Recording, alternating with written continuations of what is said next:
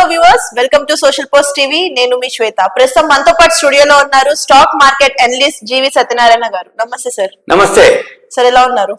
Fine sir, ఇప్పుడు ఈ prime minister Mudra Yojana ఏదైతే ఉందో లోన్స్ సంబంధించింది, అది 10 lakhs నుంచి 20 lakhs కి ఎక్స్టెండ్ చేయడం జరిగింది. మరి దీని గురించి ఏమైనా అప్డేట్స్ చెప్తారా? ఓకే, ఎవరికి ఇస్తారో ఏంటో చూద్దాం. యా, ఈ ప్రధాన మంత్రి ముద్రా యోజన ఇదేదైతే ఉందో లోన్స్ ఇస్తారు. ఈ లోన్స్ ఏదైతే రుణాల పరిమితి ఉందో దాన్ని రెట్టింపు చేయడం జరిగింది. దాన్ని 20 లక్షలుగా కేంద్రం సవరించడం జరిగింది. అయితే ఇది దేనికి ఉపయోగపడుతుంది, ఎవరికి ఉపయోగపడుతుంది, దీనివల్ల ఏంటి? ఎవరైతే దేశంలో ఔత్సాహిక పారిశ్రామికవేత్తలు కొత్తగా డిగ్రీ అయిపోయో లేకపోతే ఎడ్యుకేషన్ అయిపోయి బీటెక్ లేకపోతే ఎంబీఏనో బీకామ్ అయిపోయింది, ఆయన ఒక ఇండస్ట్రీ పెట్టుకుందాం అనుకుంటాడు. జాబ్ చేద్దాం అనేది ఇంట్రెస్ట్ ఉండదు చాలా మందికి. జాబ్ చేస్తే 15,000 20,000 ఇస్తే ఎక్కువ, వాళ్ళ దగ్గర పని చేయాలి.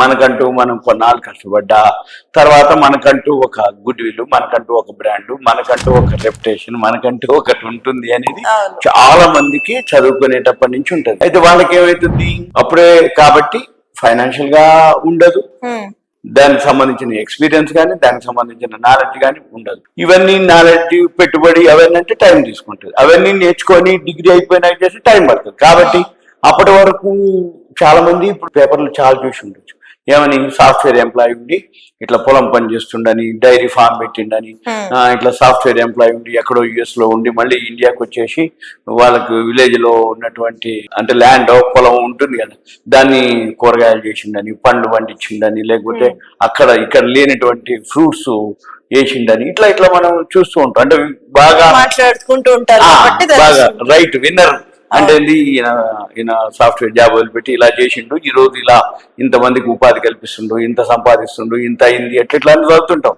అంటే లోపల ఏమనిపిస్తుంది అంటే వాళ్ళందరికీ అనిపిస్తుంది, నా దగ్గర కనుక కొన్ని పైసలు ఉంటే నేను ఒక ఇండస్ట్రీ కానీ ఏదైనా పెడితే కొన్నేళ్లకి బాగా డెవలప్ అవుతాము, గ్రోత్ వస్తుందని అనుకుంటారు అందరికి. అయితే వాళ్ళకి ఇది హెల్ప్ అవుతుంది. ఇది దీన్ని ఏంటంటే ఔత్సాహిక పారిశ్రామికవేత్తలు అంతెందుకు ఇప్పుడు హైదరాబాద్ లో ఉన్న వాళ్ళు కూడా ఏదైనా మంచి ప్లాన్ చేసుకుంటే మనం ప్లాన్ చేస్తాం, మనం ఇప్పిస్తాం. మనకి ఉంది ఛానల్ అంటే అట్లని కాదు, గైడ్ చేస్తాం, ఏదైతే అడ్వైస్ చేస్తాం, సలహా ఇస్తాం. ఇక వాళ్ళ మీద ఆధారపడి ఉంటుంది ఎవరైతే చేసుకుంటారో చూసుకుంటారో. కాబట్టి దాని గురించి ఇన్ఫర్మేషన్ మనము ఇవ్వడం జరుగుతుంది. ఇది ఎవరైతే ఔత్సాహిక పారిశ్రామికవేత్తలు ప్రోత్సాహం కోసం ఈ సెంట్రల్ గవర్నమెంట్ వాళ్ళు PM prime minister Mudra Yojana scheme ని ప్రవేశపెట్టడం జరిగింది.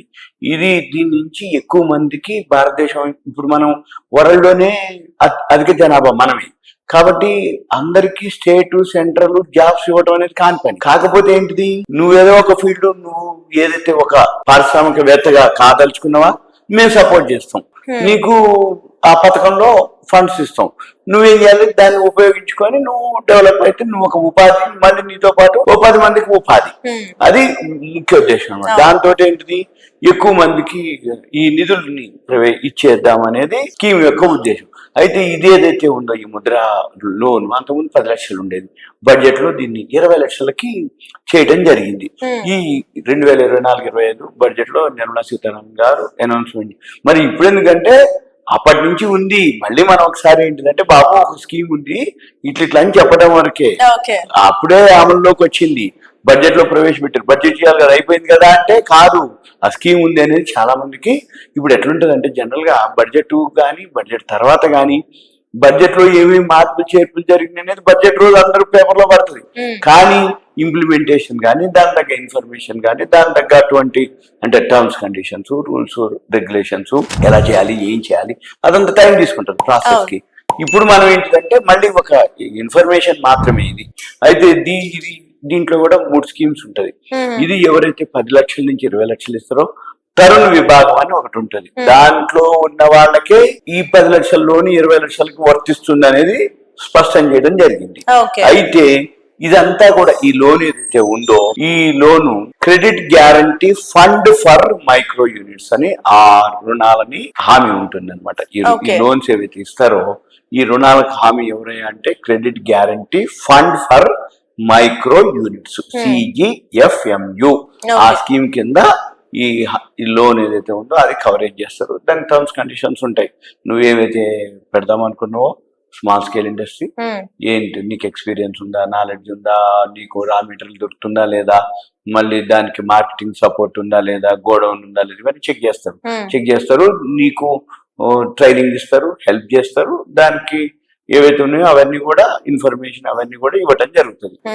అయితే దీనికి ఏదైతే ఉందో ఇది అంటే కార్పొరేట్ యాత్ర, వ్యవసాయేతర, సూక్ష్మ చిన్న స్థాయి, అంటే ఏ ఇండస్ట్రీ పెట్టాలి అనేది వాళ్ళని బట్టి అగ్రికల్చర్ సంబంధించింది కానీ, లేకపోతే స్మాల్ వాటి ఏదైతే విలేజెస్ లో కానీ కొన్ని ఉంటాయి, అవి లిస్ట్ ఉంటుంది.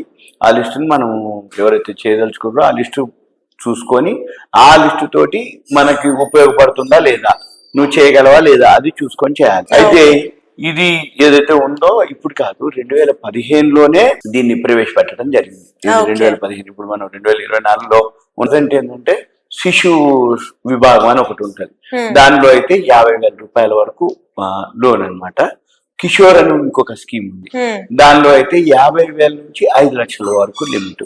ఇప్పుడు మనం చెప్పేది ఏదైతే ఉందో తరుణ్ అన్నమాట, ఇది 10 లక్షల వరకు, ఏది ఇప్పటి వరకు ఉన్నటువంటి విభాగం. ఇప్పుడు ప్రజెంట్ ఏంది, ఈ 10 లక్షల్ని 20 లక్షలు చేస్తారు. ఇది అన్నమాట.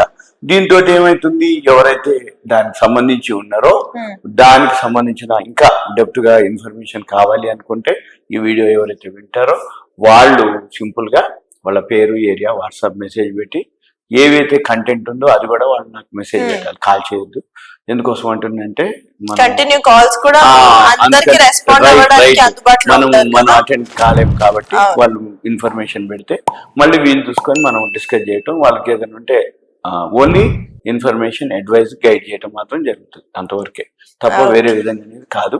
ఇదంతా కూడా మన షేర్ మార్కెట్ కి కాదు ఇది రిలేటెడ్, కానీ ఇది కూడా బిజినెస్ కిందకి వస్తుంది. ఎవరైతే ఇప్పుడే డిగ్రీ అయిపోయో, పీజీ అయిపోయో, ఎవరన్నా ఒక ఇండస్ట్రీ పెడదాము స్మాల్ స్కేల్ అనుకున్న వాళ్ళకి హెల్ప్ అవుతుంది.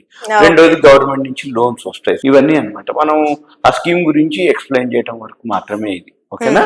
ఇదంతా ఒక awareness, education, information, knowledge purpose మాత్రమే. Okay sir, thank you so much.